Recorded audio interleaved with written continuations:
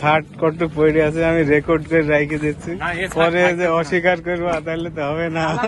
ডালার কারণে শার্টটা থাকলো। ইয়ারুল করে, ইয়ারুল সাহেব, মাল ঠিক আছে তো? আসসালামু আলাইকুম এভরিওয়ান, আশা করি সকলে খুব ভালো আছেন। দীর্ঘদিন পর আমাদের এনবি অটো ব্রিক্সের একটি নতুন ভিডিও নিয়ে আপনাদের সামনে উপস্থিত হয়েছি। তো এই হলো আমাদের বর্তমানে রানিং এগিরেডিট।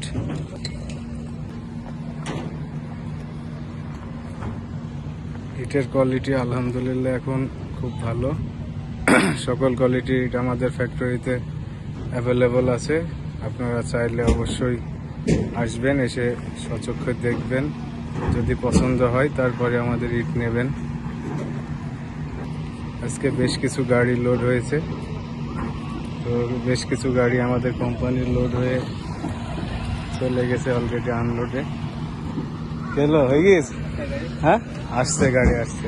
এই গাড়িটা লোড হচ্ছে দেখছেন, এটা হচ্ছে 3 হোলের স্ট্যাক, রানিং 3 হোল। এই গাড়িগুলো খুলনার উদ্দেশ্যে চলে যাবে, 6 চাকার গাড়ি।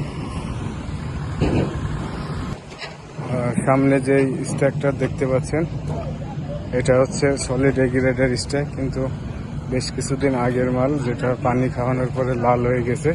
তবে এই মালের কোয়ালিটিও আলহামদুলিল্লাহ অনেক ভালো।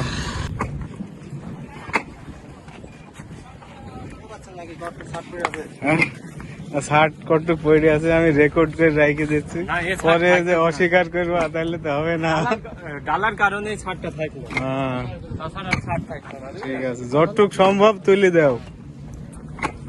এটা হচ্ছে সলিড এগ্রিড রানিং ইট লোড হচ্ছে, 6 চাকার গাড়ি, 4টা লেবার আছে এখানে। সামনে যে স্ট্যাকটা দেখতে পাচ্ছেন, এটা হচ্ছে আমাদের পিকেট ইট, যেটা খোয়ার জন্য ব্যবহার করা হয়।